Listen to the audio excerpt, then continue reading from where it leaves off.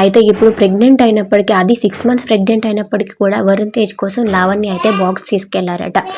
అయితే దీన్ని బట్టి చూస్తే లావణ్యకి వరుణ్ అంటే ఎంత ప్రేమో అని అర్థమవుతూ వచ్చేస్తుంది. వీరైతే సీక్రెట్గా లవ్ చేసుకున్నప్పటికీ బయటకు రాకుండా, కాంట్రవర్సీలో చిక్కుకోకుండా ప్రేమించుకొని వివాహం చేసుకున్నారు.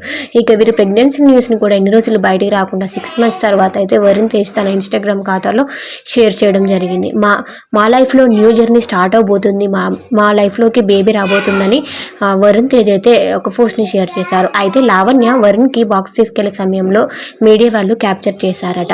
అయితే మాకంటూ ప్రైవసీ లైఫ్ ఉండదా, ఇక్కడ ఫుడ్ దగ్గర కూడా మీడియా వాళ్ళు వచ్చేస్తారా అంటూ మీడియాపై అయితే లావణ్య అయితే ఫైర్ అవుతూ వచ్చేశారు.